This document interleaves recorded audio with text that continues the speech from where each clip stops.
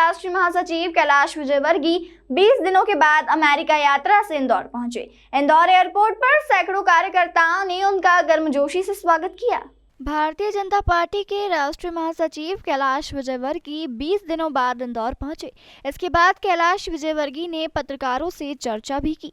उन्होंने पत्रकारों द्वारा पूछे गए सवालों के बड़ी सहजता से जवाब दिए। पत्रकारों के संसदीय बोर्ड में शिवराज सिंह चौहान से पद लेने के सवाल पर उन्होंने कहा कि पार्टी की एक अपनी व्यवस्था होती है और सभी को मौका दिया जाता है। वहाँ पर परेड निकलती है तो हर प्रदेश की एक झांकी निकलती है, जैसे उसमें उत्तर प्रदेश का भी बुलडोजर और बाबा का फोटो था, उत्तर प्रदेश वालों ने वो निकाला।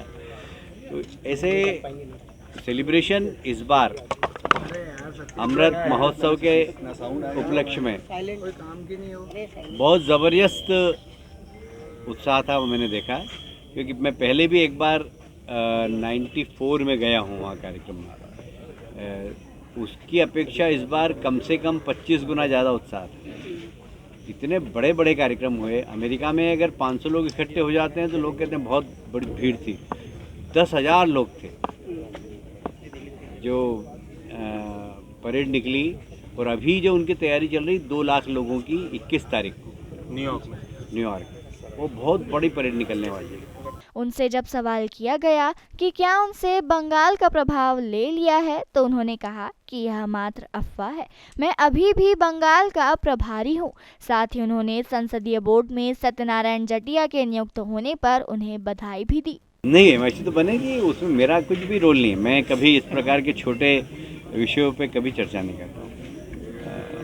मुझे कहा कि युवा मोर्चा ये नहीं, ये मेरा काम नहीं है। पश्चिम बंगाल के बाद भाई साहब आपका किधर मूवमेंट? अभी भी पश्चिम बंगाल का प्रभारी हूँ मैं। पता नहीं यहाँ पर मध्य प्रदेश में ये बताया कि मेरे को मुक्त कर दिया। मैं मुक्त नहीं हुआ, मैं अभी पश्चिम बंगाल का प्रभारी हूँ। जैसे मुरलीधर राव यहाँ पर प्रभारी थे और शिव प्रकाश जी और अजय जी यहाँ पर संगठन का काम देखने के लिए आए, वैसे ही संगठन का काम देखने के लिए पहले वहाँ मेरे साथ शिव प्रकाश जी थे। शिव प्रकाश जी की जगह सुनील बंसल जी आ गए। बाकी पूरी टीम वैसी की वैसी है। मैं प्रभारी हूँ, सह प्रभारी अमित है, सह प्रभारी मेनन साहब है, सब जो व्यवस्था है बंगाल की बदली नहीं है। देखिए, ऐसा है कि आप लोगों को भी कोई विषय होना चाहिए विश्लेषण के लिए। तो आप लोग इस प्रकार की कसीदे गढ़ते रहते हैं, पर इससे कोई फर्क नहीं पड़ता। ये सतत प्रक्रिया है। बिहार में हुई सियासी उठापटक को लेकर उन्होंने कहा कि बिहार की राजनीति ऐसी हो गई है जैसे विदेशों में लड़के एवं लड़कियां गर्लफ्रेंड बॉयफ्रेंड बदल लिया करते हैं। बिहार में नीतीश कुमार पर कटाक्ष करते हुए कहा कि नीतीश कुमार का अपना स्वयं का वजूद नहीं बचा है अपनी कुर्सी बचाने के लिए, इसलिए वह मौका देखकर पाला बदल लेते हैं। वहाँ पर एक ने बड़ी अच्छी बात कही, मुझे लगता है कहना चाहिए या नहीं कहना चाहिए। जब मैं विदेश में था, जिस दिन बिहार की सरकार बदली, तो एक ने बोले ये तो हमारे यहाँ होता है, बोले बॉयफ्रेंड कभी भी बदल लेती लड़की। बिहार के मुख्यमंत्री की भी ऐसी पोजीशन है, कब किससे हाथ मिला ले, कब किसका हाथ छोड़ दे। उन्होंने पूर्व मुख्यमंत्री कमलनाथ पर कटाक्ष करते हुए कहा कि कमलनाथ की उम्र 75 वर्ष से ऊपर हो रही है और उनकी याददाश्त कमजोर हो चली है और वह इस तरीके के बयानबाजी करते हुए अपना समय काट रहे हैं। देखिए, ऐसा है कि मेरा ख्याल है +75 है ना, इस प्रकार के सपने बुनते रहना चाहिए। उससे क्या होता है, टाइम पास हो जाता है। उन्होंने प्रधानमंत्री नरेंद्र मोदी की तारीफ करते हुए कहा कि देश ही नहीं पूरे विश्व में भारत का एक विशिष्ट स्थान बना है और यह सिर्फ प्रधानमंत्री नरेंद्र मोदी के कुशल नेतृत्व के चलते हुआ है। उन्होंने अमेरिका में रह रहे भारतीयों की भी तारीफ की। मैं एक बात बहुत जवाबदारी के साथ कहना चाहता हूँ कि आप विश्व की अर्थव्यवस्था के बारे में आप देख लीजिए। अमेरिका जैसे विकसित राष्ट्र की GDP 4.5, चाइना जिसको कि दुनिया का और दूसरी ताकतवर शक्ति बता रहे हैं, उसकी GDP 6.4 है। भारत की लगभग 8% GDP।